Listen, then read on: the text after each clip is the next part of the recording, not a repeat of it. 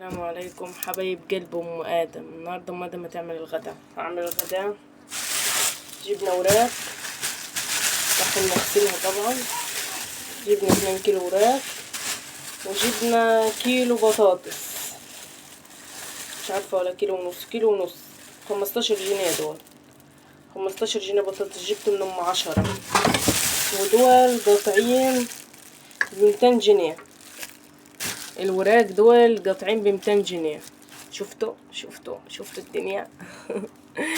200 جنيه وراك. هنعمل صينية بطاطس في الفرن ما حصلتش. استنوني يا حبايب قلب ام ادم. وكده غسلت الفراخ كذا مرة كده، وغسلتها بمية وملح وسبتها شوية، وبعد كده هصفيها. وانا بصفيها من المية والملح اللي انا غسلتها، بس خلتها مبيضة كده وزي القشطة كده. لازم عشان الزفرة كلها تروح منها لازم المية وملح.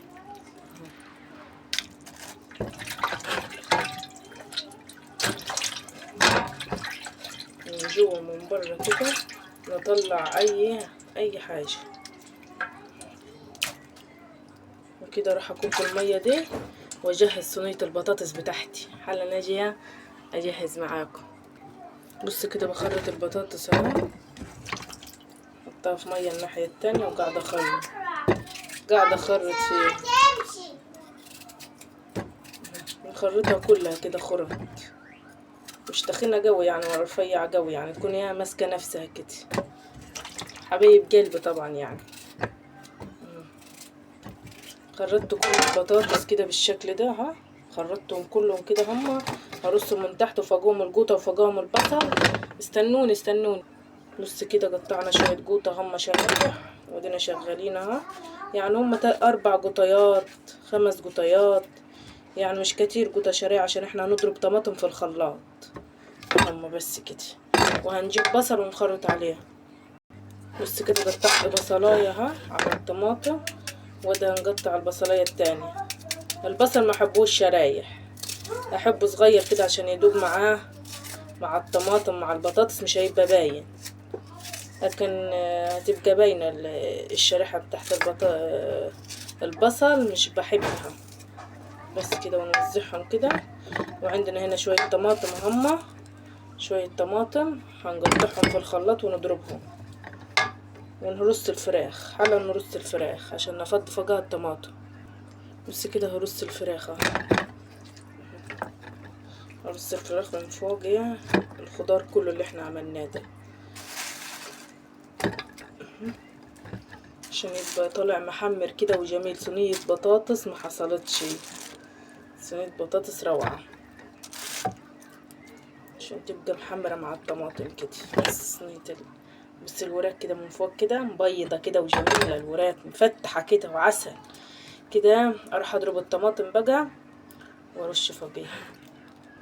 بص كده قطعنا الطماطم اهي، وهنا في مكعب مرقة احطها مع الطماطم عشان يتضرب ما يبقاش صاحي في الاكل، عشان يدوب مع الطماطم. ضربت الطماطم بس هنرش فلفل اسود اهو.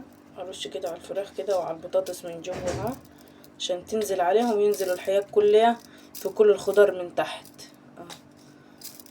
عشان المعلقة صغيرة اصلي بنحط كذا معلقة كده صغيرة ونرش عليها تاني. بس كده حطين مرقة ومعدن. نرش الطماطم. بس الطماطم نرش على الفراخ كده حبيبة. بس كده. نجيب شوية مية نرشهم من فوق. يا حبيبة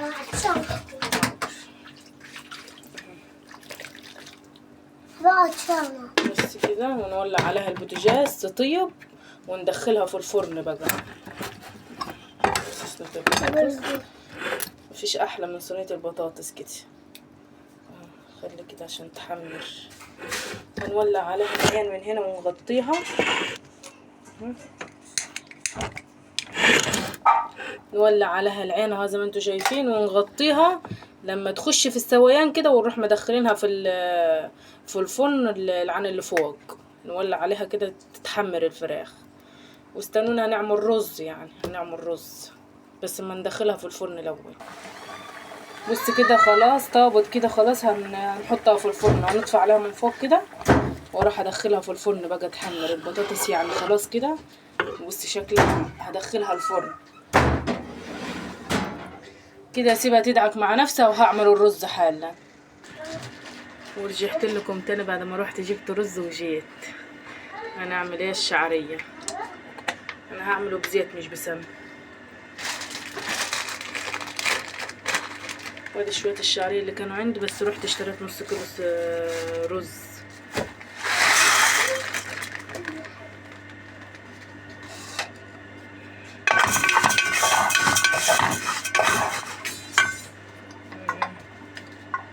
استنوني بقى ولا عليها. بص كده الشعريه حمرت، غسلنا الرز وحطيناه على طول عشان كانت الشعريه حمرت.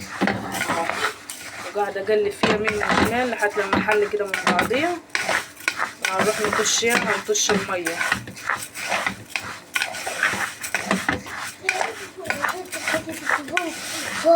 ماشي حاضر. هطش الميه اهو، استنى اعبي ميه واجيكم. وكده عبيت ميه، هنوطي العين كده بالراحه ونطش الميه.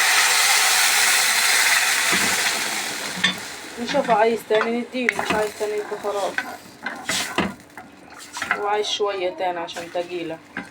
انا بعايره بالمعلقه كده، بعاير بايديا،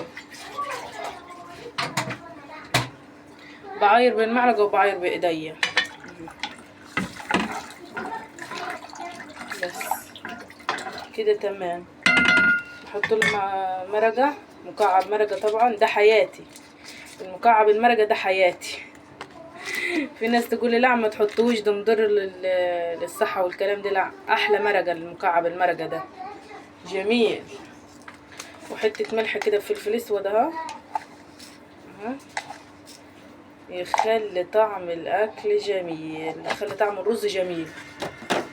المكعب المرقه ده مع الفلفل الاسود تاكل احسن شويه رز كده.